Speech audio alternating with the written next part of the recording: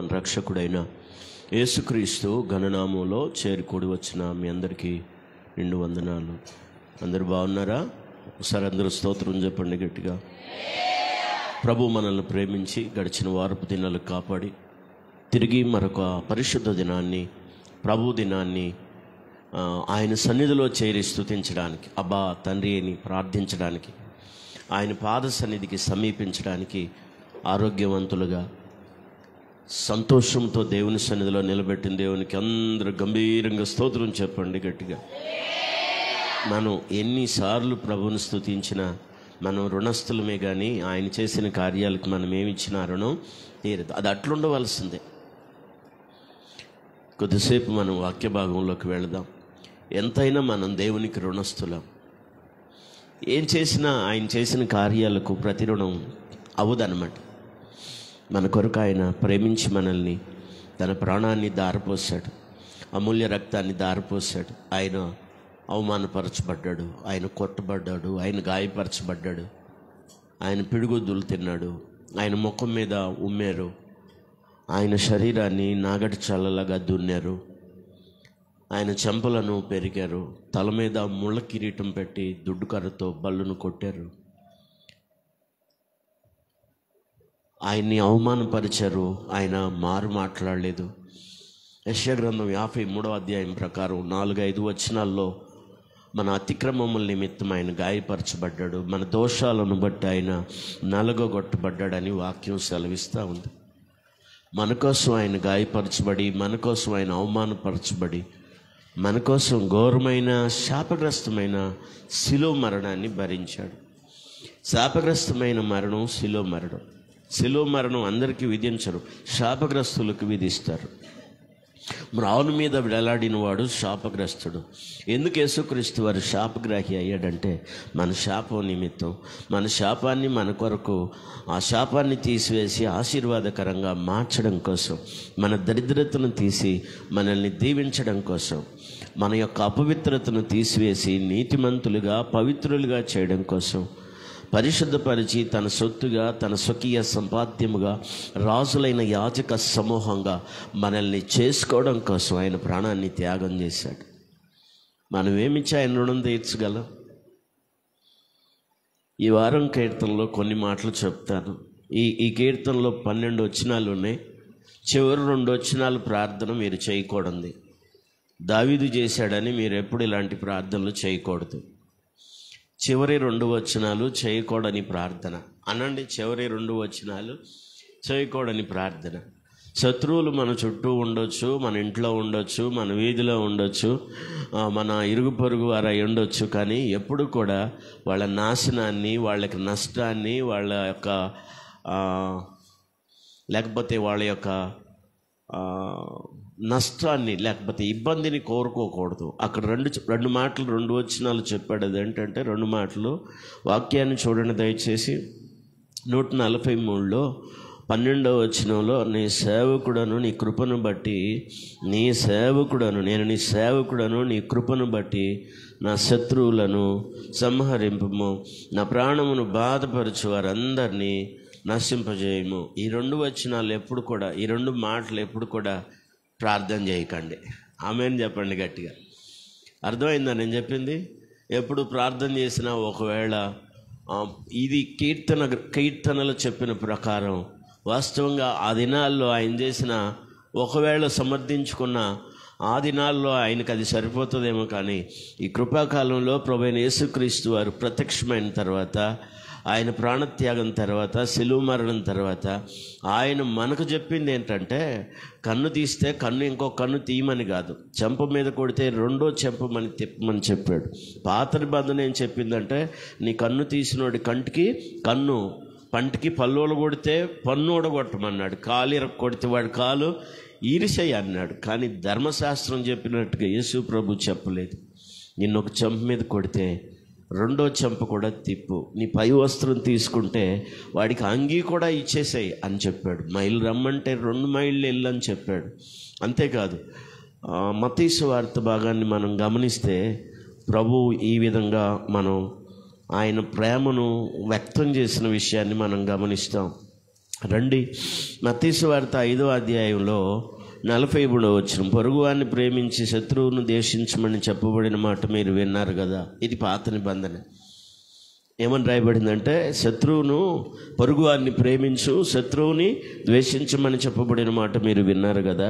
ప్రభు అంటున్నాడు, నేను మీతో చెప్పున్నదేమనగా, పరలోకమందున్న మీ తండ్రికి కుమారులై ఉండినట్లు శత్రువులను ప్రేమించుడి, వారి కొరకు, మిమ్మల్ని హింసించి వారి కొరకు ప్రార్థన చేయండి అన్నాడా? వారు నాశనం అయిపోవాలన్నాడా?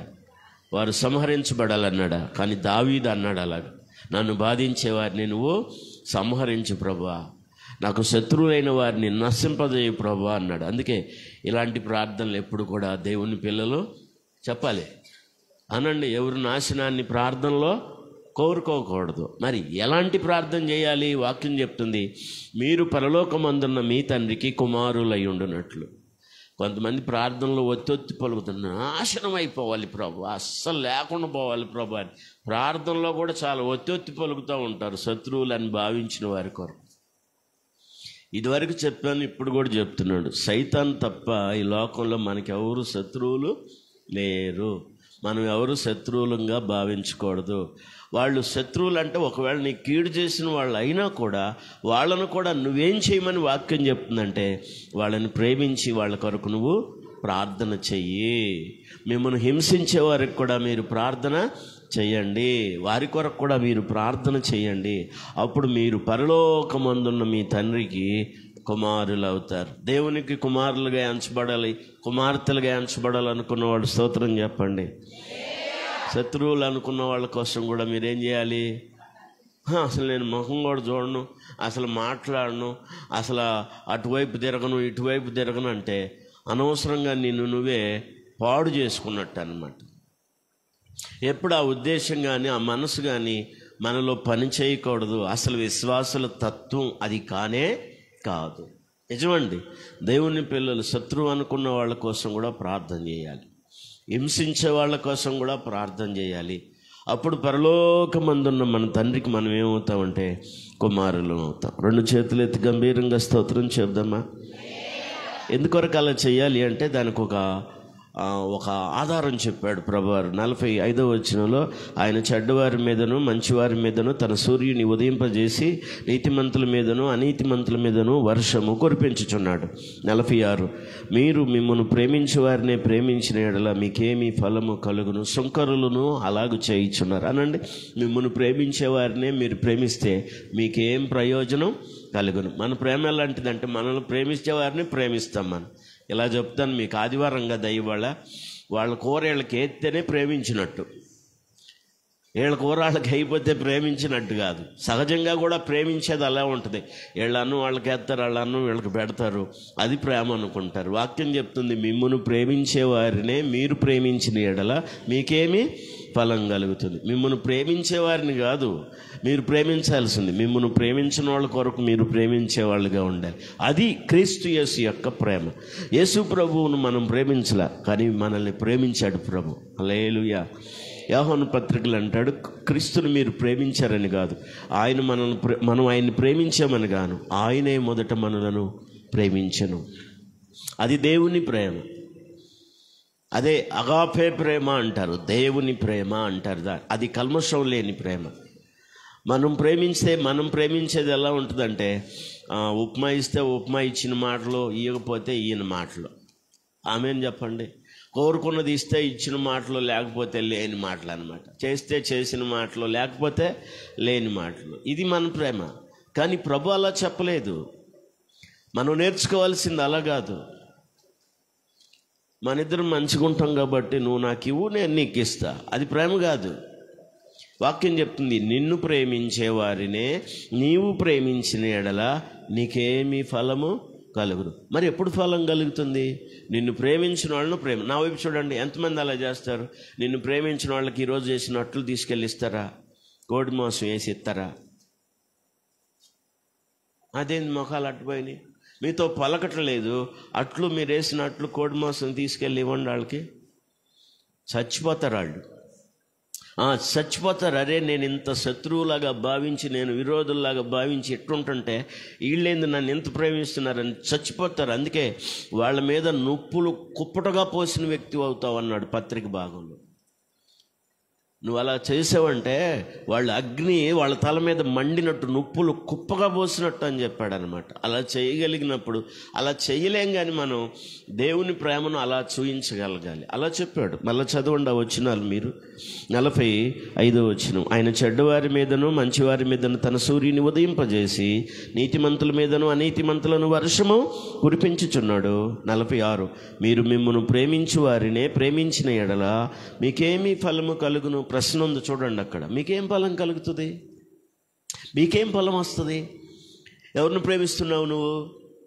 నిన్ను ప్రేమించేవారిని నువ్వు నీకు నీళ్ళు ఇచ్చేవారికి నీళ్ళు ఇస్తావు, నీకు బట్టలు ఇచ్చేవారికి బట్టలు ఇస్తావు, నీకు అన్నం పెట్టేవారికి అన్నం పెడతావు, లేకపోతే నీతో రమ్మంటే వాళ్ళు వస్తే నువ్వు వెళ్తావు, నువ్వు వెళ్తే వాళ్ళు వస్తారు. అది కాదు ప్రేమ. అది ప్రభు నేర్పించిన ప్రేమ కాదు. అది వాక్యం ఏం చెప్తుందంటే, నిన్ను ప్రేమించిన వాళ్ళని ప్రేమించు,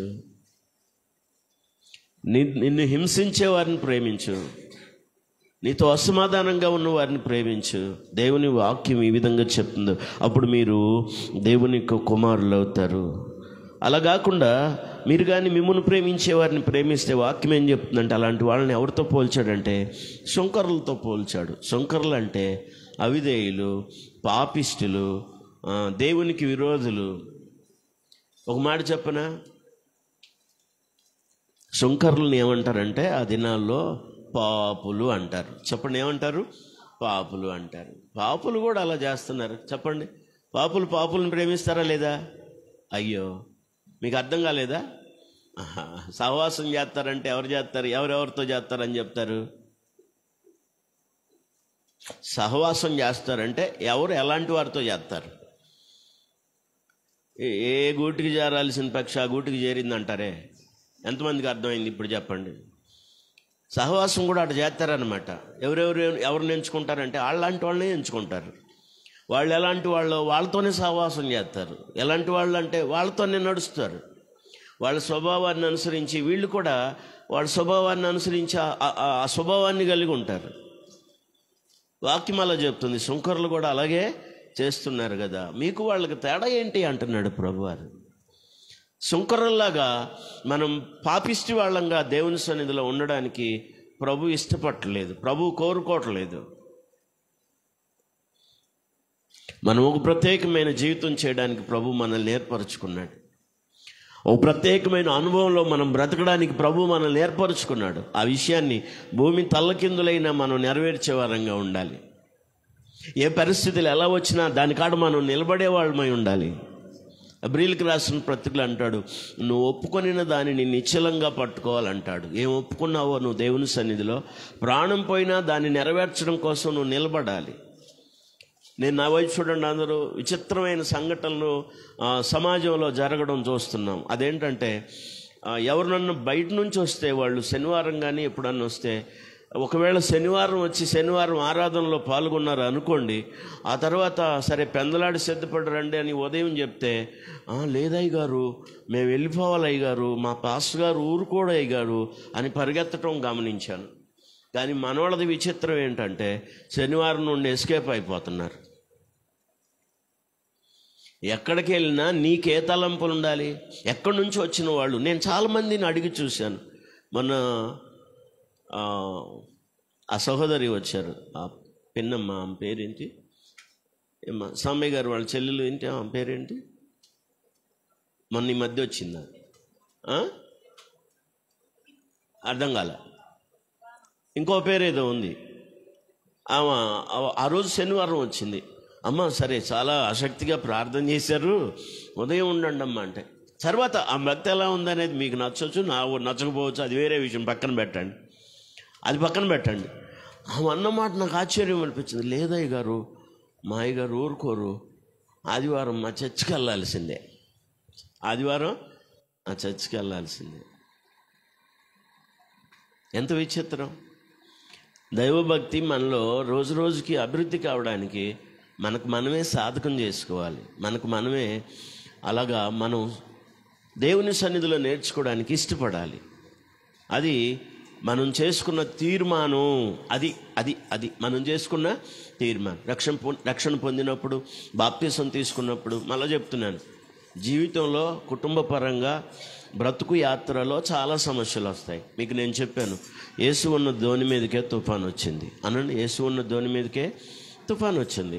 యేసుక్రీస్తు వారి శిష్యులు కూడా దాంట్లోనే ఉన్నారు. మనమంతా లోకంలో ప్రయాణం చేస్తున్నాం.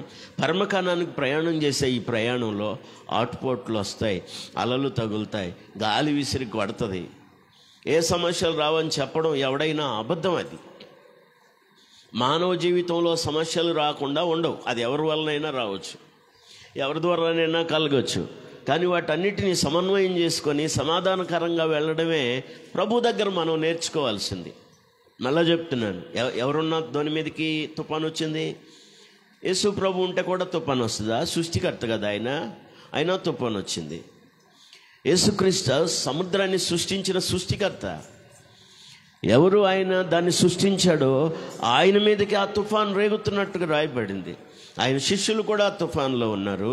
ఆయన శిష్యులు ఉన్న ధోని కూడా తుఫాన్లో ఉంది. అలలు లేచి కొడతా ఉన్నాయి. వాళ్ళు అంటున్నారు, బోధకుడా నీకు చింత లేదా? మేము నశించిపోతున్నాం, నువ్వెలాగా ప్రశాంతంగా నిద్రపోతున్నావు? ప్రభు అంటున్నాడు, అవిశ్వాసాన్ని గద్దించి, గాలిని గద్దించి, సముద్రాన్ని నిమ్మళించమనగానే మిక్కిలి నిమ్మలమైపోయినాయి అంట. అక్కడ రాయబడింది. అప్పుడు వారు కోరుకున్న రేవుకి చేరారు. కీర్తన గ్రంథంలో మనం ధ్యానం చేసాం. చెప్పండి, వాళ్ళు కోరుకున్న రేవుకి ఒకరోజు అలలు వస్తాయి, ఒకరోజు సమస్యలు వస్తాయి. మళ్ళీ చెప్తున్నాను, ఆటుపోట్లు ఉంటాయి సముద్రంలో అనండి. ఆటుపోట్లు అనండి పెద్దగానండి. అమ్మా వినపడుతుందా? బయట వాళ్ళు కూర్చోళ్ళు ఇటు ఏం చెప్తున్నారు? అక్క వినపడుతుందా? బాగా వినపడుతుందా? స్పష్టంగా సముద్రంలో ఆటుపోట్లు కనబట్టలేదా? లోపలికి రావాలి. అటుపడి కనపడిన వాళ్ళు లోపలికి రావాలి, లేకపోతే కళ్ళ చూడన్నా కొనుక్కోవాలి. హల్లెలూయా. నా వైపు చూడండి, సముద్రంలో ఆటుపోట్లు ఉంటాయి, దాన్ని ఎవరు మార్చలేరు. ఆటుపోట్లు అంటే అర్థం ఏంటంటే కొంత టైం సముద్రం ప్రశాంతంగా ఉంటుంది, పాటు అంటారు దాన్ని. కొంత టైంలో చాలా ఊళ్ళు ఉడుతూ ఇరిగి పడుతూ ఉంటుంది అన్నమాట. దాన్ని పోటు అంటారు. పోటు కాలం సముద్ర తీవ్రత చాలా ప్రభావితంగా ఉంటుంది.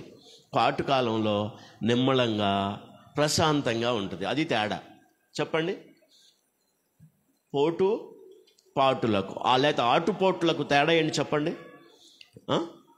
పోటు కాలంలో సముద్రం చాలా తీవ్రంగా ప్రభావం చూపుతుంది. పాటుకాలంలో అంటే చాలా సాఫ్ట్గా, చాలా నిమ్మలంగా ఉంటుంది అన్నమాట. ఆటుపోట్లు రెండు సముద్రంలో ఉంటాయి. మనం లోకంలో ఉన్నాం, మంచిని చూస్తాం, కొన్నిసార్లు ఇబ్బందికరమైన పరిస్థితులు కూడా చూస్తాం. మళ్ళీ చెప్పాను, ఉదయం ఉన్నంత చల్లగా మధ్యాహ్నం ఉండదు. మధ్యాహ్నం కాగానే ఎండ వేడిమికి ముఖాలు మాడతాయి, నల్లగా తయారవుతాయి. అర్థమైన వాళ్ళు ఆమెనానండి. ఎండ తగిలిన వాళ్ళు ముఖాలు ఎలా ఉంటాయి? కళ్ళగా ఉంటాయా? పనికి వెళ్ళారా? ఎప్పుడైనా ఎండలో నిలబడ్డారా? ఆ సూర్యరశ్మి తగిలినప్పుడు వెంటనే సరసరసరమని కోపం వచ్చేస్తుంది మనకి. ఆ తీవ్రత అలా ఉంటుంది. ఉదయం అలా ఉండదు. అలాగే కొంచెంగా నూర్చుకుంటే మధ్యాహ్నం 4 అయిపోయిన కాడ నుంచి మళ్ళీ చల్లబట్టం ప్రారంభిస్తుంది. ఇప్పుడు చెప్పండి పక్కన వాళ్ళకి, కొద్దిగా చల్లగా ఉంటుంది, కొద్దిగా ఎచ్చగా ఉంటుంది, భయపడకూడదని చెప్పండి గట్టిగా. కొన్నిసార్లు ఎండ తీవ్రత ఉంటుంది మధ్యాహ్నం, మిట్ట మధ్యాహ్నం. ఆ ప్రభావాన్ని కూడా మనం చూడాలి. నాకు నిరంతరం చల్లగా ఉండాలంటే ఆ వాతావరణం దేనికి పనికిరాదు. ఎండ కావాలి, అలాగే చల్లదనం కూడా కావాలి. చల్లదనమే నేను చూస్తాను, చల్లదనాన్ని ఆస్వాదిస్తాను అంటే నువ్వు పనికిరావు, ఫలభరితంగా ఉండవు. ఒక చెట్టుకు నీడ ఎంత అవసరమో, లేకపోతే చల్లదనం ఎంత అవసరమో, సేమ్ టైంలో అంత వేడిమి కూడా అవసరం. లేకపోతే అది ఫలాలు ఇవ్వదు. సూర్యరశ్మి చేత పత్రహారితం వృద్ధి చెంది ఫలాలు వస్తాయన్నమాట. ఆ కార్యక్రమం జరగకపోతే ఫలాలు రావు చెట్లో. మనం కూడా అంతే. ఎండ తీవ్రతను చూడాలి, చల్లదనాన్ని కూడా చూడాలి. అయినా దేవుడు ఎప్పుడు మనతో ఉంటాడని గుర్తుపెట్టుకోవాలి. శ్రమలు వస్తాయి, ఇబ్బందులు వస్తాయి, ఇరుకులు వస్తాయి, చాలా ఎదుర్కొంటాం. కానీ దేవుని చిత్తం మనలో జరగాలని ఎప్పుడు ఇష్టపడాలి. దేవుని ఎదుట మనం చేసుకున్న ఒడంబడిక మన జీవితంలో నెరవేర్చబడాలని దాని కొరకు దృఢ నిశ్చయత కలిగి ఉండాలి. నేను మాట ఇచ్చాను, ఇదివరకు ధ్యానం చేశాం, 119లో చెప్పాను, నేను దేవునికి మాట ఇచ్చాను, నేను దాన్ని మేరను అంటాడు. మీకేమన్నా జ్ఞాపకం ఉందా? ఎంతమంది జ్ఞాపకం ఉంది? ఉంటే కానీ ఆ వాక్యాన్ని చదవండి. ఒకవేళ మీకు జ్ఞాపకం ఉంటే ఆ వాక్యం చదవండి దయచేసి. కీర్తనల గ్రంథం అని చెప్పాను, దాదాపుగా నేను అధ్యాయం కూడా చెప్పాను. 119వ అధ్యాయంలో 112వ వచనం చూడండి. నీ కట్టడలను గైకొనుటకు నా హృదయమును నేను లోపరుచుకొని ఉన్నాను, ఇది తుది వరకు నిలుచు నిత్య నిర్ణయము అనండి. మరి నేను చేసుకున్న నిర్ణయం ఎలాంటి నిర్ణయం? నిత్య నిర్ణయం, తుది వరకు నిలిచే నిత్య నిర్ణయం. ఒక రోజు ఉండి ఒక రోజు పోయేది కాదు, ఒక నెల ఉండి ఒక నెల పోయేది కాదు. బాప్తిసం తీసుకున్నప్పుడు అదే నువ్వు చెప్పావు, దేవుని ఎదుట నేను నమ్మకంగా జీవిస్తాను, దేవుని కొరకు బ్రతుకుతానని. ఆ ప్రమాణం, ఆ ఒడంబడిక నువ్వు పోగొట్టుకోకూడదు. మళ్ళా చదవండి ఆ మాట, అందరూ చూడండి. నీ కట్టడలను గైకొనుటకు నా హృదయమును నేను లోపరుచుకొని ఉన్నాను, ఇది తుది వరకు నిలుచు. ఎప్పుడు దాకా? మన నిర్ణయాలు ఎప్పుడు దాకా ఉండాలి అంటే ప్రభు వచ్చేదాకా ఉండాలి, లేకపోతే మనం చచ్చేదాకా ఉండాలి. ఆమేనండి. మనం చచ్చిపోయేదాకా మనం తీసుకున్న నిర్ణయాల మీద ఉండాలి. దాంట్లో కష్ట సుఖాలు ఉంటాయి, ఇరుకు ఇబ్బందులు ఉంటాయి, కొన్నిసార్లు ఇబ్బందికరమైన పరిస్థితులు కూడా మనం చూస్తాం. కానీ ప్రభు కోరుకున్నట్టుగా దేవుని సన్నిధిలో మనం నిబంధన చేసుకున్నట్టుగా మనం అక్కడ కట్టుబడి జీవించాలి. హల్లెలూయా చెప్పండి గట్టిగా, హల్లెలూయా. ఓ ప్రమాణం చేశాడు, అదేంటంటే నీ కట్టడలను గైకొనుటకు నేను నా హృదయాన్ని లోపరుచుకొని ఉన్నాను. దాని గురించి ఏమంటున్నాడంటే ఇది తుది వరకు నిలుచు. ఏ నిర్ణయం? అప్పుడప్పుడు పోయి అప్పుడప్పుడు రాదు, అది మధ్యలో పోదు, మధ్యలో రాదు. ఎప్పుడు ఆ నిర్ణయం అలాగే ఉంటుంది. మనం తీసుకున్న నిర్ణయం అలాంటిదని మనం మర్చిపోకూడదు. దేవుని పిల్లలు, నేను తీసుకున్న నిర్ణయం నిత్య నిర్ణయం అని గుర్తుపెట్టుకోవాలి. అది తుది వరకు నిలిచే నిర్ణయం అని గుర్తుపెట్టుకోవాలి. అందుకే పరిగెడుతున్నారు విశ్వాసులు. నేను ఇలా బ్రతకాలనుకున్నాను, ఇలా జీవించాలనుకున్నాను, అలా ఉండలేనందుకు, ఒకవేళ అలా ఉండలేకపోతున్నందుకు మనం సిగ్గుపడాలి, చక్కబెట్టుకోవాలి. ప్రభు ఇలా ఉంటానని చెప్పాను కానీ ఉండలేకపోతున్నానని సిగ్గుపడి సరి చేసుకోవాలి. మారు మనసు పొందాలి అక్కడ అనండి. ఏం పొందాలి? మారు మనసు ఎప్పుడో పొందాంగా పాస్టర్ గారు అంటే తప్పు. ప్రతిరోజు నువ్వు మారు మనసు పొందాలి. ప్రతి క్షణం నీ మనసు మార్చుకోవాలి. అది ఎలా ఉండాలంటే, మార్చుకునే విధానం ఎలా ఉండాలంటే, మార్చుకున్న ప్రతిసారి నువ్వు మార్చుకోమని హెచ్చరింపబడిన ప్రతిసారి మార్చుకున్న ఆ మనసు నిన్ను దేవుని వైపుకు, దేవునికి దగ్గరగా తీసుకెళ్ళాలి. అర్థమైన ఆమేన్ చెప్పండి. ప్రతిరోజు ప్రతి క్షణం మార్చుకునే నీ మనసు, మారిన నీ మనసు ఎటు నడిపించాలి నిన్ను? లోకం వైపు కాదు, అడియాసుల వైపు కాదు, దేవునికి విరోధమైన కార్యాల వైపు కాదు, ప్రభువుకి దగ్గరగా నిన్ను తీసుకువెళ్ళాలి నీ మారుతున్న నీ మనసు. అది మారు మనసు అంటే, మారిన మనసు అంటే. హల్లెలూయా. కొంతమంది మనసు మార్పు అంటే దేవునికి దూరం అయిపోతున్నారు, వాక్యానికి దూరం అయిపోతున్నారు, సన్నిధికి దూరం అయిపోతున్నారు. దాన్ని నువ్వు మడి చేతులు కట్టుకొని దేవుని ఎదుటి లెక్క చెప్పాలి. వాక్యం చెప్తుంది, ప్రతి మనుషుడు తన్ను గూర్చి దేవునికి లెక్క అప్పచెప్పాలి.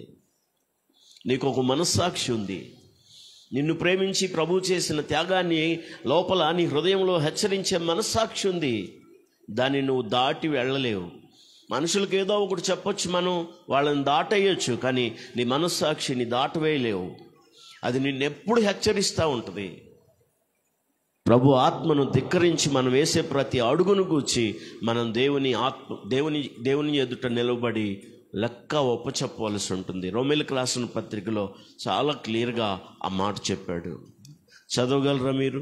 వాక్య భాగం చూడండి. రోమీయులకు రాసిన పత్రిక పరిశుద్ధ గ్రంథంలో నుంచి మీరు జాగ్రత్తగా వాక్య భాగం చూడాలని మీ అందరికీ నేను ఆహ్వానాన్ని తెలియచేస్తూ ఉన్నాను. దొరికిందా? రోమీయులకు రాసిన పత్రిక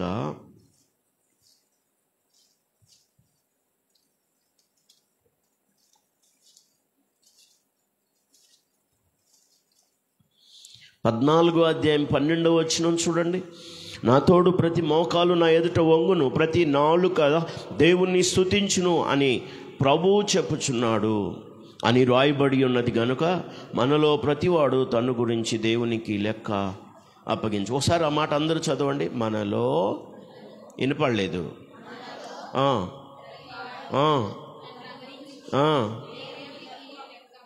ఎవరిని గురించి ఎవరికి చెప్పాలి లెక్క? నీ ఇంటి వాళ్ళు, నీ పక్కన వాళ్ళు కాదు, నిన్ను గురించి నువ్వు దేవునికి లెక్క. అందుకే నీ మనస్సాక్షి ఒకటి ఉందని చెప్పాను నేను. అప్పుడు ఎవరిని అడ్డు పెట్టడానికి, ఎవరిని సాకుగా చూపెట్టడానికి అసలు అవకాశం లేదు.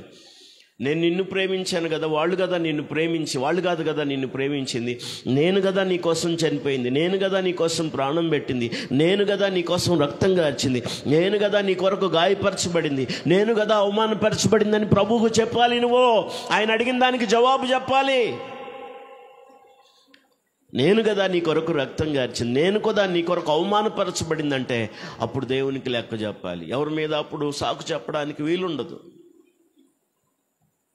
ఎవరో ఒకళ్ళ మీద పులమడానికి వీలుండదు. అప్పుడు నీకు ఒక మనస్సాక్షిని ఇచ్చాను. ఈ వాక్యానికి మనం ఎప్పుడు లోబడతాం చెప్పండి? ఆశ్చర్యం అనిపిస్తుంది. రోమీలకు రాసిన వాళ్ళు నిజంగా ఎవరు అంటే పరిశుద్ధులుగా ఉండడానికి పిలువబడిన వాడు. దేవుని సంఘానికి, విశ్వాసులకు రాసిన మాటలు ఇవి. ప్రారంభం చదవండి. రోమీలకు రాసిన పత్రిక 1వ అధ్యాయం ప్రారంభంలో ఏం రాయబడిందంటే, త్వరగా యేసుక్రీస్తు దాసుడు అపోస్తలుడుగా ఉండుటకు పిలువబడిన వాడును, దేవుని సువార్త నిమిత్తం ప్రత్యేకింపబడిన వాడునైన పౌలు రోమాలో ఉన్న దేవుని ప్రియులందరికీ, మాటలు చూడండి, రోమాలో ఉన్న దేవుని ప్రియులందరికీ అనగా పరిశుద్ధులుగా ఉండుటకు పిలువబడిన వారి అందరికీ శుభమని చెప్పి రాయినది. మన తండ్రి అయిన దేవుని నుండి, ప్రభువైన యేసుక్రీస్తు నుండి కృపా సమాధానములు మీకు కలుగునుగాక. ఏమని చెప్తున్నాడు? ఒకరోజు వస్తుంది, ఆ రోజు నువ్వు నిన్ను గురించి దేవునికి ఏం చెప్పాలి? లెక్క చెప్పాలి. పరిశుద్ధులమైన మాట నిజమే, మారు మనసు పొందిన మాట నిజమే, రక్షణ పొందిన మాట నిజమే, బాప్తిసం పొందిన మాట నిజమే. అయినా నువ్వు చేసిన క్రియలకు, నువ్వు మాట్లాడే మాటలకు, నువ్వు నడిచే నడకకు, నీ చూపుకు, నీ అంతరంగపు ఆలోచనలన్నిటికీ దేవుని దగ్గర ఏం చెప్పాలంటే లెక్క చెప్పాలి. ప్రతివాడు తన గురించి దేవునికి ఏం చెప్పాలి అనండి? లెక్క ఒప్పగించాలి అనండి. లెక్క ఒప్పగించాలి. పిల్లలకు హోంవర్క్ ఇచ్చి పంపుతారు టీచర్ గారు, మాస్టరు హోంవర్క్ ఇచ్చి పంపిరే రేపటి కంప్లీట్ చేసి తీసుకురా అంటాడు. పొరపాటుగా తెల్లవారి స్కూల్కి వెళ్ళే సమయానికి కానీ వాడు ఆ హోంవర్క్ కంప్లీట్ చేస్తే బతికాడే. పొరపాటుగా వాడు కానీ నిర్లక్ష్యంగా ఉంటే, నెగ్లెక్ట్గా వ్యవహరించాడంటే ఖచ్చితంగా రేపు పనిష్మెంట్ ఉంటుంది. ఇప్పుడు పిల్లలు తప్పించుకుంటున్నారు, కానీ మేము చదువుకునే రోజుల్లో స్కూల్కి వెళ్తే పొరపాటుగా హోంవర్క్ చెప్పకపోయినా, ఎక్కాలక్క అప్పచెప్పకపోయినా కొన్నిసార్లు చేతులు ఇలా పెట్టి రోళ్ల కర్రతో కొట్టేవాళ్ళు. ఇప్పుడు ఎవరు కొట్టట్లేదు. ఇప్పుడు అందుకే భయం లేకుండా పోతున్నారు. గోడ కుర్చీ ఎంతమందికి తెలుసు? గోడ కుర్చీ లేపించేవాళ్ళు పిల్లల్ని. తెలుసా మీకు? ఎంతమందికి తెలుసు? గోడ కుర్చీ లేపించేవాళ్ళు, బెంచీ మీద నుంచోబెట్టే చేతులు చాపిచ్చేవాళ్ళు, ఇలా తిరగేసి కొట్టించేవాళ్ళు. పెద్ద పంతులమ్మ గారు ఉన్నారు ఒక ఆమె, పెద్ద పంతులమ్మ గారు అని 2-3 తరగతుల్లోనే ఆమె పలక తీసుకొని దగ్గరకు జొట్టు పట్టుకొని, పలకకి ఇటువరకు చెక్క ఉండేది, మట్టి పలక. ఎంతమందికి తెలుసు? ఆ మట్టి పలక ఒక ప్రేమ ఉండేది, చెక్క ప్రేమ. ఆ చెక్క ప్రేమ ఊడిపోతే దాన్నే పట్టుకొని పరిగెత్తేవాడిని బడికి. ఆ పలక తీసుకొని ఆ ముక్కు పెట్టి తలకాయ మీద పొడిస్తే బెజ్జం పడింది నాకు. ఎప్పటికి కూడా ఉందా ఆ గుర్తు, ఇంత లోతుగా అనమాట. ఆమె ఏం చేసిందంటే అంతవరకు కత్తిరించి ఇంట్లోకి తీసుకెళ్ళి గుడ్డగాల్చి మసిపెట్టి ఇంట్లో ఎవరికి జబ్బాక అంది. ఏం చేస్తాం మరి? అంతేకాకుండా వాళ్ళ పనులు చేయించుకోవడానికి పేడ దొక్కిచ్చే, అన్నం పెట్టి పంపించేది, పేడ దొక్కిచ్చేది. ఎవరికి జబ్బాక మళ్ళీ ఇంటికాడ అనేది. ఆ రోజుల్లో విద్య చాలా కష్టంగా ఉండేది. మట్టి పలకల మీద రాశారు. నాకు తెలీదు, పెద్దోళ్ళు చెప్పారు. వాళ్ళు పలకలు కూడా లేనప్పుడంట ఇసుక మీద, నేల మీద రాసేవాళ్ళంట అక్షరాలు. ఎంత భాగ్యం, మన భాగ్యం అని చెప్పండి. ఈ పిల్లలు, ఈ తరం వాళ్ళు చెప్పండి, మన భాగ్యం ఎంత భాగ్యం. సరిగా వచ్చి రాకతలిక స్కూల్కి వెళ్ళిన కానుంచి పెన్సిల్ 6వ తరగతిలో రాయాలి. అప్పుడు దాకా బలకమే. 6వ తరగతి వస్తే కానీ పెన్సిలి, ఏదన్నా టిక్ పెట్టాలంటే పెన్ను చాలు. 6వ తరగతి నుంచో 5వ తరగతి నుంచో పెన్ను వాడేవాళ్ళు. ఇప్పుడు 1వ తరగతి కాడ నుంచి పెన్నులు, మామూలు పెన్నులు కాదు, స్కెచ్ పెన్నులు, అన్నీ డ్రాయింగ్ పెన్నులు. జామెంట్రీ అంటే 10వ తరగతిలో చూసేవాళ్ళం, లేకపోతే 7వ తరగతిలో చూసేవాళ్ళం. పనిష్మెంట్ అనేటువంటిది లేదు కాబట్టి భయపడలేదు. దీని గురించి పత్రిక భాగంలో కాదు, ప్రవక్తల గ్రంథంలోనే చెప్పాడు. శిక్ష అంట వెంటనే రాకపోవటం వలన మనుషులు భయం విడిచి తిరుగుతున్నారంట. ఏం రావట్లేదు, వెంటనే చేసిన తప్పుకి ఏం రావట్లేదు, వినపట్ల తగిన శిక్ష వెంటనే రావట్లేదు. అందుకే మనుషులకి ఏమి లేదు, వెంట వస్తూ ఉంటే వామ్మో ఇదేదో తేడాగా ఉందే అని భయపడే అవకాశం ఉండేది. అప్పుడు ఆ దినాల్లో ఆయన కోపం తెప్పించారా లేచిపోయేవాళ్ళు అంతే. ఇదివరకు చెప్పాను నేను, లక్షల మంది, వేల మంది. ఇది కృపాకాలం ఆమేనండి, ఇది కృపాకాలం. ప్రభు మనల్ని ఎంత ప్రేమించాడంటే, మనం అన్యాయస్తులమైన నమ్మదగిన వారమైన మనల్ని ప్రేమిస్తూనే ఉన్నాడు ఆయన. హల్లెలూయా, చెప్పండి గట్టిగా హల్లెలూయా. ఆయన ప్రేమకు మనం ఏమిచ్చి రుణం తీర్చగలం? సమయం మనకి దొరకదు. మనం చదివిన కీర్తనలో నుంచి 2-3 విషయాలు చెప్పాలి. ఒకసారి మళ్ళా చెప్తున్నాను, మన ప్రతిష్టను, మనం తీసుకున్న తీర్మానాన్ని దృఢపరచుకోవాలి. మనం ఎలా పిలువబడ్డాం, ఎందుకు పిలువబడ్డాం, దాంట్లో మనం నడుస్తున్నామా అని మనం స్వపరీక్ష చేసుకోవాలి, స్వపరిశీలన చేసుకోవాలి. నేను రక్షింపబడ్డప్పుడు నేను తీసుకున్న తీర్మానం ప్రకారం కొనసాగుతున్నానా? అది వాక్య సత్యమేనా, వాక్యానుసారమేనా? ఆ పరీక్ష మనందరికీ, దేవుని పిల్లలకి అవసరం. హల్లెలూయా. రండి, ఈ కీర్తనలో నేను ప్రార్థనను గురించి వరుసగా మనం ధ్యానం చేస్తున్నాం కనుక మరి మొదటి దాదాపుగా 7 వచనాల వరకు నేను వదిలేస్తున్నాను. అది భక్తుని యొక్క ప్రార్థనకు జవాబు ఇవ్వాలని కోరుకుంటున్నాడు. గడిచిన 3 దినాలుగా మనం ప్రార్థనలో ఉన్నాం. దాదాపు 3 కోటాలు వరుసగా ప్రార్థనలో ఉన్నాం. అందువల్ల ఆ ప్రార్థన గురించి ఇప్పుడు చెప్పడం లేదు, ఇది ఆరాధన కనుక. అది కూడా అయినా కూడా మనం నేర్చుకోవలసిన కొన్ని విషయాలు. ఒక వచనం చూడండి దయచేసి, బైబిల్ నుండి వాక్యం చదవగలిగిన వాళ్ళు. 8వ వచనం, నీ యందు నేను నమ్మిక ఉంచి ఉన్నాను. మొదటిది చెప్పండి, నీ యందు నేను నమ్మిక అంటే విశ్వాసం కలిగి ఉండాలి దేవుని పిల్లలు. దీన్ని కూడా మనం విన్నాం తరచుగా, ఇప్పుడు వింటున్నాం. ఎప్పుడు మన నమ్మికను పోగొట్టుకోకూడదు. నమ్ముట నీ వలనైతే నమ్మిన వానికి సమస్తము సాధ్యమే. ఆయనను నమ్మడం ద్వారా గొప్ప కార్యాలు మనం చూస్తాం. ఆ నమ్మికను ఎప్పుడు పోగొట్టుకోకూడదు. ఆయన నమ్మిన వాడు ఎలా ఉంటాడో తెలుసా? 125వ కీర్తన తీయకుండా చెప్పండి, ఎవరన్నా తీయకుండా చెప్పండి. 125వ కీర్తన మొదటి వచనం, యెహోవా యందు నమ్మిక ఉంచువారు కదలక నిత్యము నిలుచు సియోను కొండలాగా ఉంటారు. పక్కన వాళ్ళకి చెప్పండి, నమ్మితే నువ్వు కొండలాగా ఉంటావనండి. కొండలాగా కాదు. చాలామంది నీరు గారిన కొండల్లాగా అయిపోతున్నారు. కొండల్లాగా స్థిరంగా బలంగా ఉండాల్సిన వాళ్ళు ఎలా అయిపోతున్నారు? వినపడలా?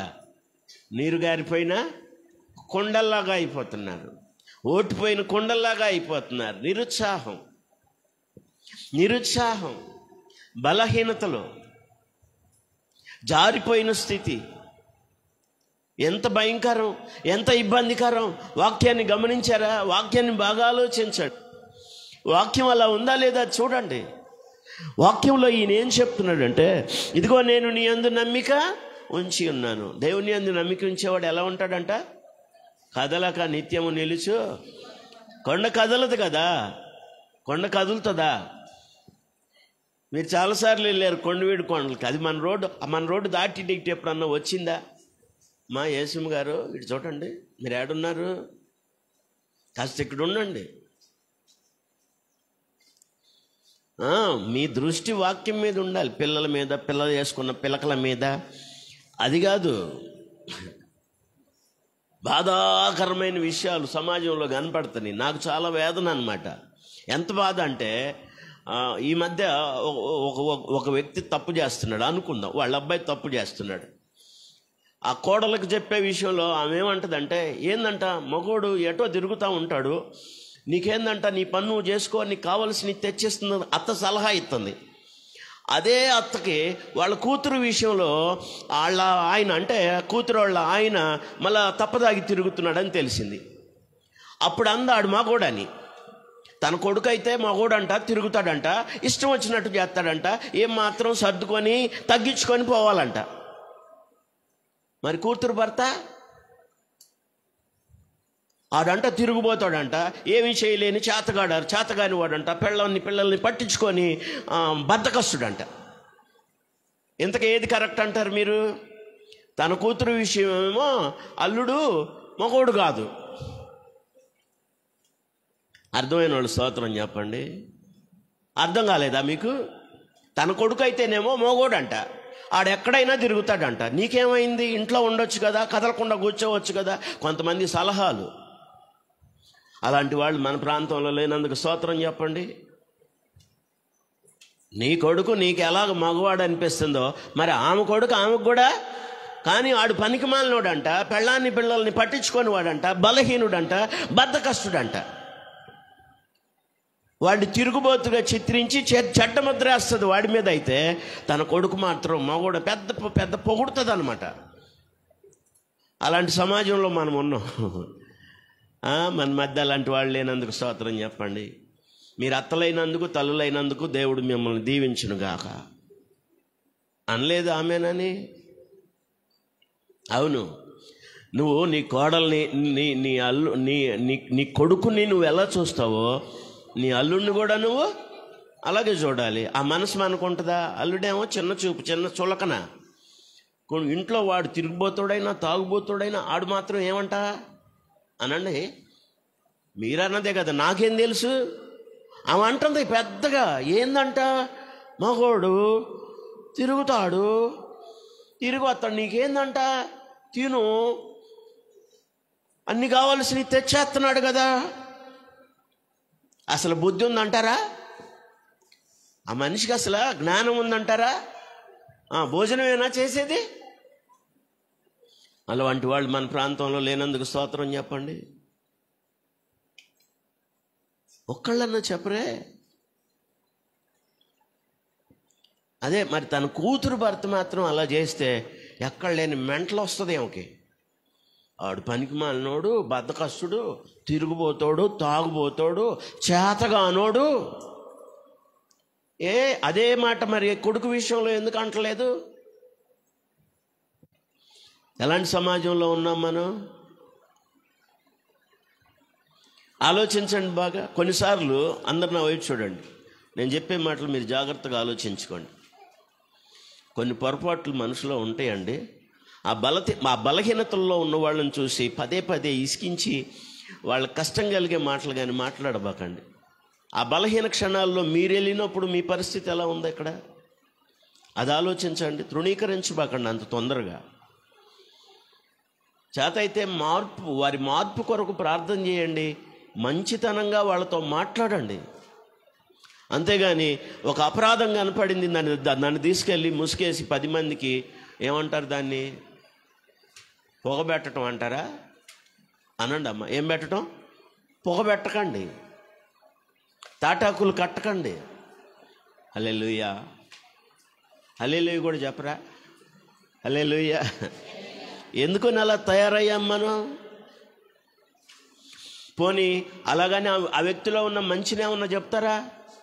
చెప్పరు.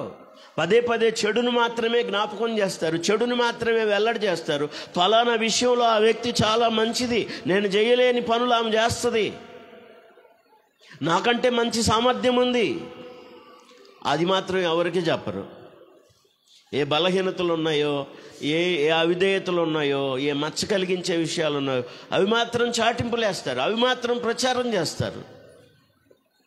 సంఘంలో అది అన్నట్టుకు కూడదు. నిజంగా నువ్వు పరిశుద్ధంగా నమ్మకంగా నువ్వు జీవిస్తున్న వ్యక్తివైతే, నువ్వు కట్టుకునే నిజంగా ఆ లోపం లేని వ్యక్తివైతే, ఆ లోపం కలిగిన వాళ్ళని ప్రేమించు, వాళ్ళతో మంచిగా మాట్లాడు.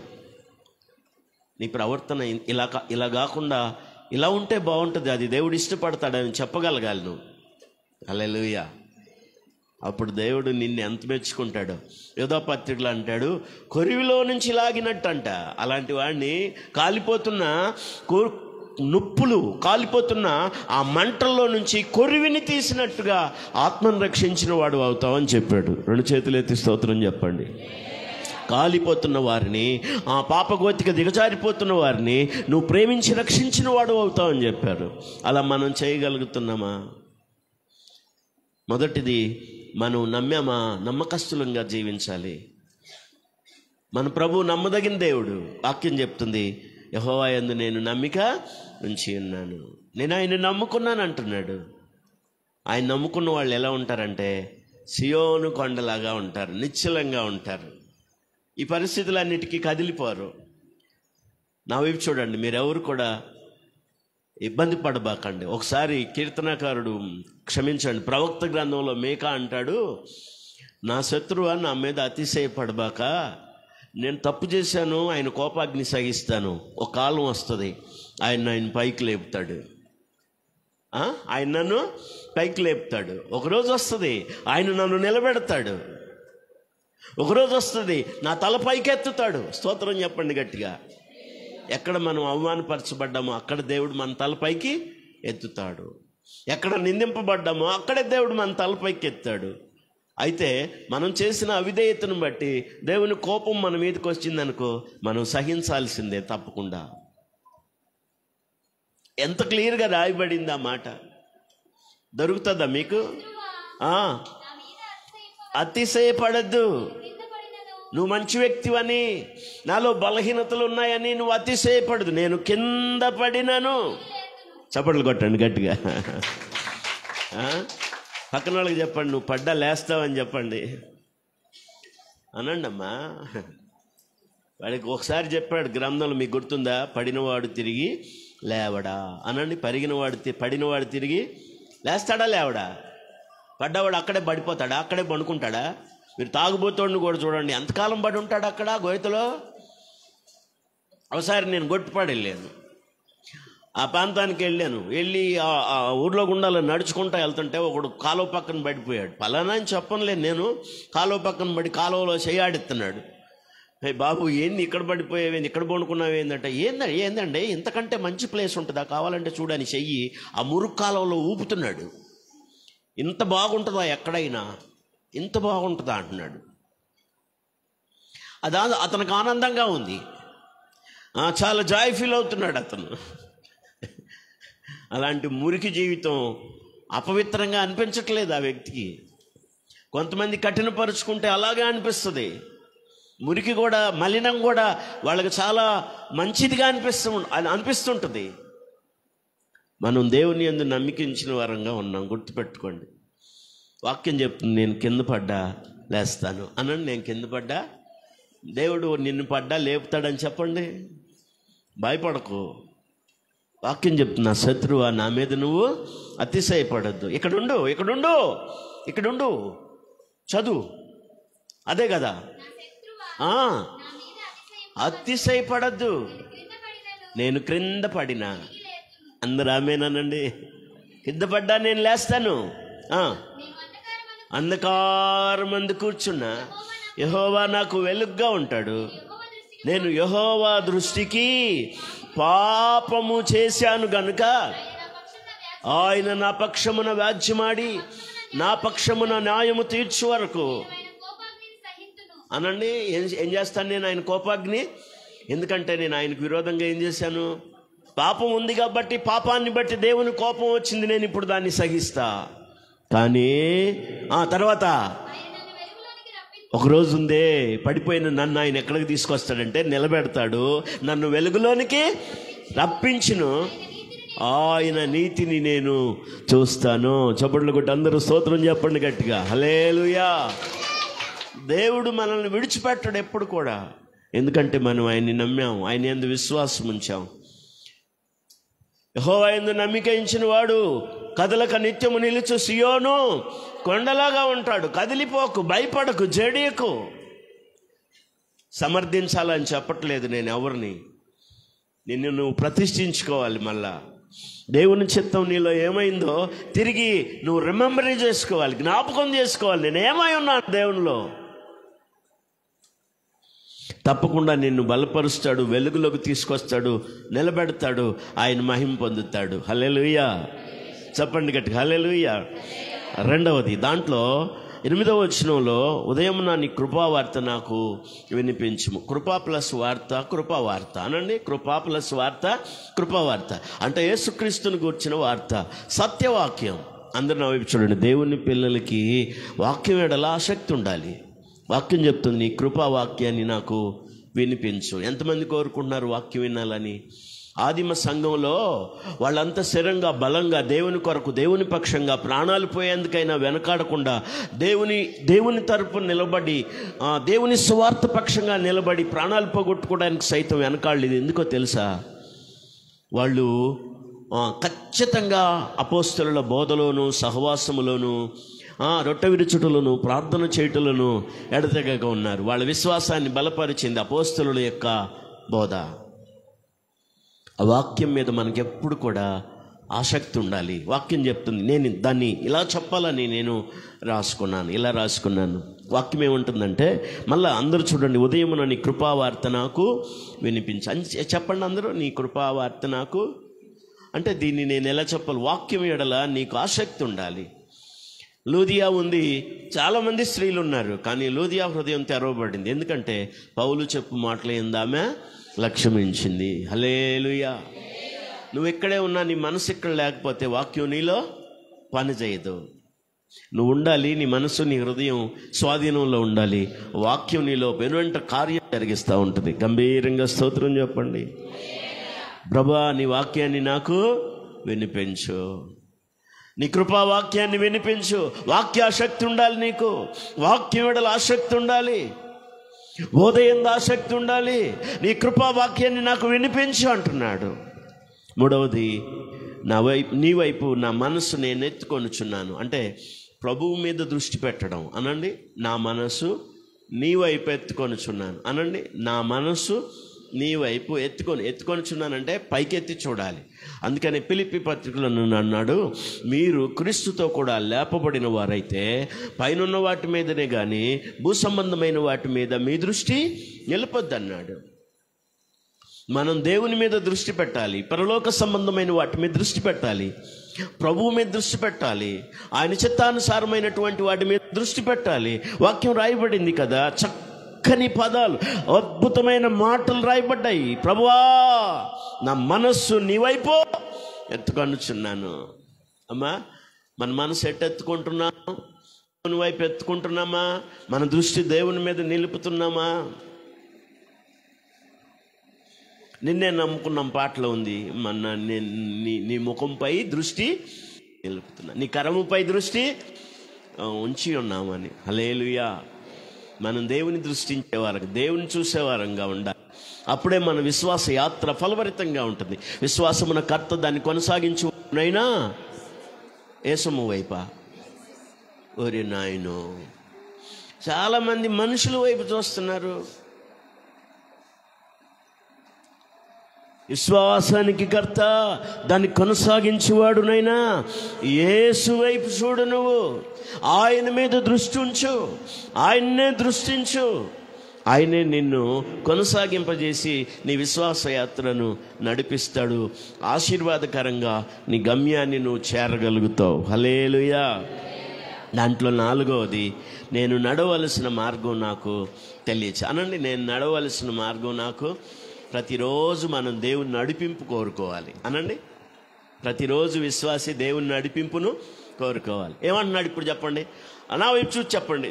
ఆయన అన్న మాటలో భావాన్ని తీసుకొని మీరు చెప్పండి. ప్రభువా, నేను నడవలసిన మార్గము నువ్వు నాకు నడిపించు, దాంట్లో చెప్పు, ఆ మార్గంలోకి నన్ను నడిపించు అంటున్నాడు. అంటే ప్రతిరోజు దేని కొరకు ఎదురు చూస్తున్నాడు ఆయన? దేవుని నడిపింపు కొరకు. దేని కొరకు? అందరు నా వైపు చూడండి. నీ మనసుకి ఏం తోస్తే అటు నడవకూడదు.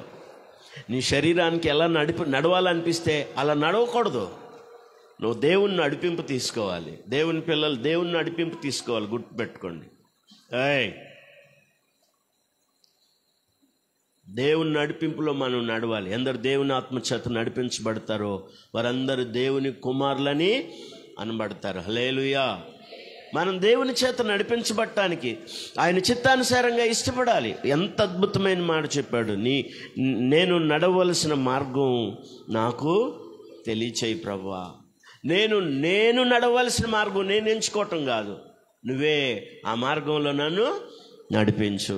ఎంతమంది ఇలా కోరుకుంటున్నారు ఉదయాన్నే, ప్రభువా ఈరోజంతా నువ్వే నన్ను నడిపించు ప్రభువా అని దేవుని నడిపింపు ఎంతమంది కోరుకుంటున్నారు? నీకు వ్యతిరేకంగా నేను ఒక్క అడుగు వేయకూడదు, నీకు వ్యతిరేకంగా నేను నడవకూడదు, నీ నడిపింపులో నన్ను నడిపించు. హల్లెలూయా. నడిపించు నానావా నా పెద్దగా పాడాలి. ఆగండి, ఉప్మా కూడా తినలేదా? అసలేమి పెద్దగా పాడండి. మా నడిపించు నానావా నడి సాంద్రమున దేవా నవజీవన మార్గమున నా జన్మ తరింప నడిపించు నానావా. నా జన్మ తరించేటట్టు నన్ను నడిపించు అని కోరుకున్నారు భక్తులు. నువ్వు కూడా అనుదిన ప్రయాణంలో అనుదిన యొక్క దేవుని చిత్తాన్ని మనం తెలుసుకొని ఆయన నడిపింపును కోరుకోవాలి. ఉదయాన్నే లేచి అలా ఎంతమంది ప్రార్థన చేస్తున్నారు, ప్రభువా ఈరోజు నన్ను నడిపించు. వాక్యం చెప్తుంది, నేను నడవలసిన త్రోవ నేను ఎంచుకోవటం కాదు, మనమే ఎంచుకుంటున్నాం. సరేలే, వచ్చేస్తున్నాలే, వెళ్తున్నాలే. ఈ ఫోన్ దొరికిన కాడ నుంచి ఇక తీరిక లేదు ఇక జనాలకి. ఎటు వెళ్ళాలో ఏం చేయాలో అన్నీ ఇది డిసైడ్ చేస్తుంది. ఇది మన సంఘంలో అలాంటి వాళ్ళు లేనందుకు స్తోత్రం చెప్పండి. ఇది ఎటు నడిపిస్తే అటు నడిపింపు వాడుతున్నారు. అదే నా దేవుని నడిపింపు అంటే. ఫోన్ లేకపోతే మనకు నిద్ర రావట్లేదు, కళ్ళు మూసుకొని ఇది ఎక్కడో తౌడులాడుతున్నారు. కళ్ళు తెరవలా, ఇంకా ఫోన్ ఎక్కడుందో తౌడులాడుతున్నారు. అసలు కళ్ళు తెరుస్తా నిద్ర లేగుస్తా ఫోన్ ఎత్తుకుతున్నారు. ఎక్కడుంది? కళ్ళు తెరవలా. ఇంకా పండుకునేదాకా పండుకునే నిద్రపోయేదాకా ఆ ఫోన్ చూస్తా నిద్రపోవాలనుకుంటున్నారు కొంతమంది.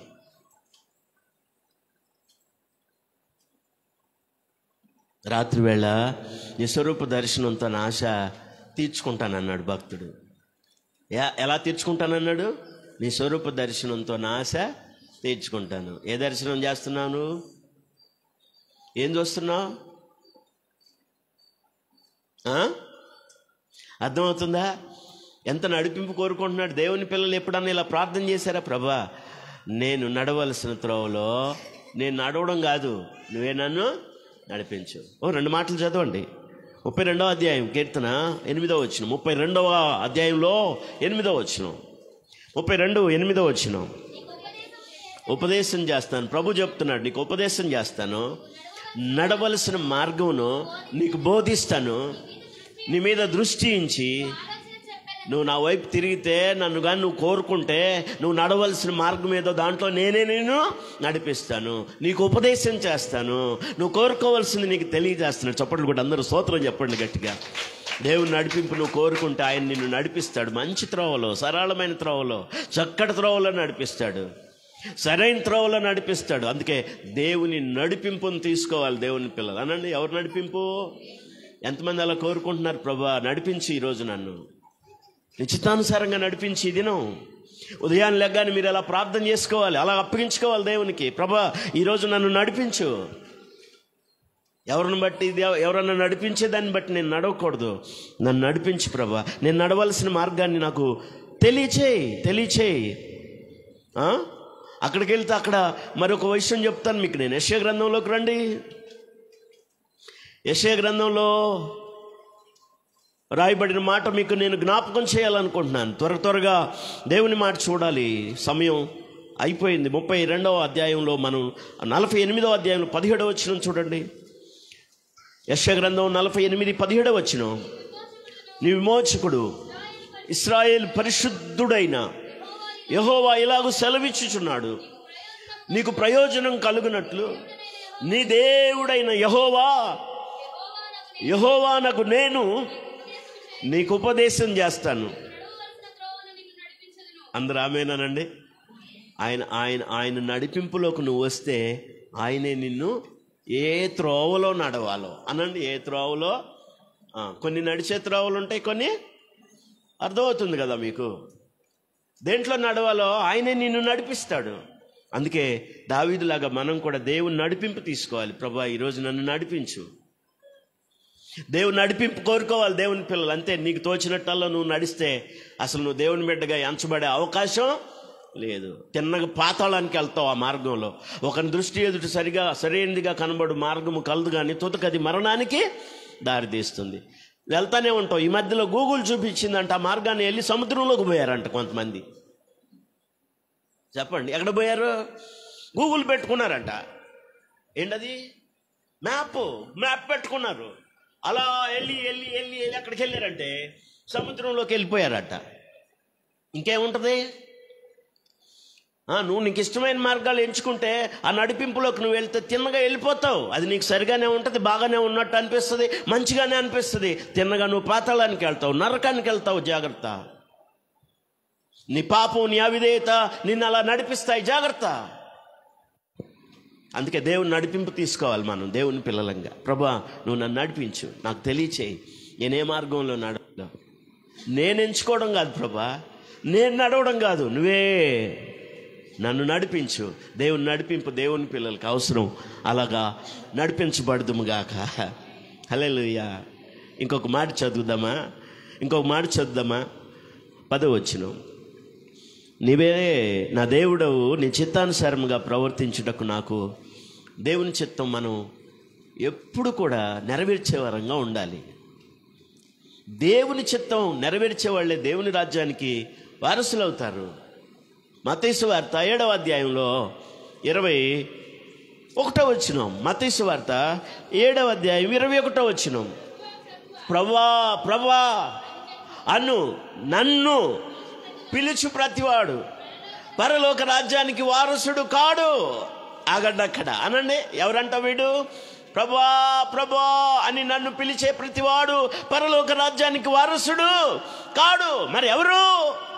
దేవుని రాజ్యానికి వారసుడు ఎవరు? పరలోక రాజ్యానికి వారసుడు ఎవరు అంటే అక్కడ రాయబడింది, నా తండ్రి చిత్త ప్రకారం చేయువాడే పరలోక రాజ్యానికి వారసుడు, ప్రవేశం కలిగిన వాడు. చప్పట్లు కొట్టి అందరూ స్తోత్రం చెప్పండి. ఆ మాటలు ఎంత అద్భుతం ఉంది. ప్రభా అంటే ప్రార్థన చేసే వాళ్ళంతా పరలోక రాజ్యానికి వారసులు కాదు. ప్రభా అని పిలిచినోడంతా పరలోక రాజ్యానికి వారసులు కారు. వాక్యం చెప్తుంది, పరలోకమందున్న నా తండ్రి చిత్త ప్రకారం ఎవరైతే చేస్తారో వారే దేవుని రాజ్యానికి వారసులు. హల్లెలూయా, హల్లెలూయా, హల్లెలూయా, హల్లెలూయా, హల్లెలూయా. ఏందో బాల ఓ సందడి జరిగే ప్రాంతంలో మీరు చూడండి, వెళ్ళి అబ్బా కేకలు, వాళ్ళ శక్తి ఎంత ఉందో. సరే అట్రాకపోతే శివులు మూసుకొని అరవటం అనమాట. అవి ఎందుకో తెలియదు, కేక అనమాట. దేవుని సన్నిధిలో స్తోత్రం చెప్పమంటే రాదు గొంతు. బజారు ఎక్కితే అడ్డం పెట్టలేం మనం. అలాంటి వాళ్ళు ఇక్కడ లేనందుకు స్తోత్రం చెప్పండి. మరి ఆ గొంతుకి ఇక్కడేమవుతుందో తెలియదు, మరి లాస్ ఎక్కడవుతుందో తెలియట్లేదు నాకు. వాక్యం అంటుంది కదా, దేవా నా దేవుడవు నీవే, నీ చిత్తానుసారంగా ప్రవర్తించడానికి నాకు దేవుని చిత్తం నెరవేర్చేవాడు పరలోక రాజ్యానికి వారసుడవుతాడు. అదే రోమపత్రిక 12వ అధ్యాయం 2వ వచనం రాయబడింది.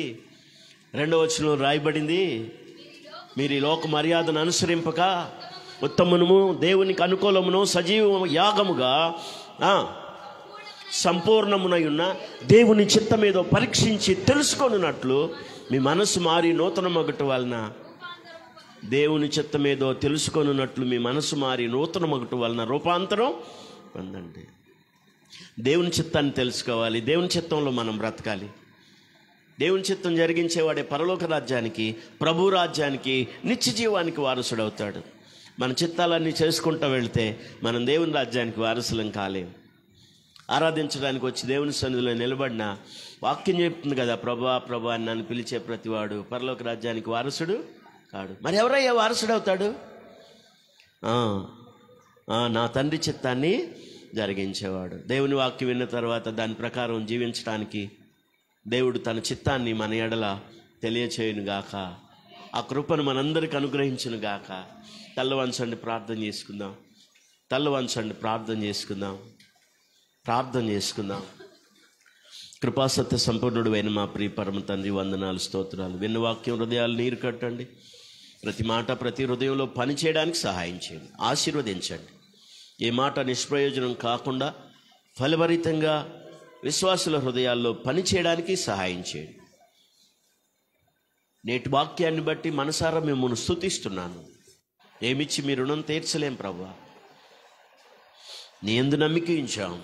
విశ్వాసం కలిగి బ్రతుకు కాలం అంతా నమ్మకంగా బ్రతకడానికి సహాయం చేయండి. మా మనస్సు నీ మీద, మా దృష్టి మీ మీద నిలబెట్టాం ప్రభువా, నిలుపుతున్నాం ప్రభువా. దృష్టి సారించడానికి సహాయం చేయండి అయ్యా. మీ నడిపింపు కోరుకుంటున్నాం ప్రభువా, నడిపించండి. మీ కృపావార్త మాకు రోజు వినిపించండి. సత్యవాక్యం వెడల తనకున్న ఆసక్తి మాలో కూడా పుట్టించండి. మీ చిత్తానుసారంగా ప్రవర్తించి పరలోక రాజ్యానికి వారసులం కావడానికి సహాయం చేయమని నజరేయుడైన యేసు ప్రశస్త నామమున ప్రార్థించి వేడుకొంచున్నాం తండ్రి.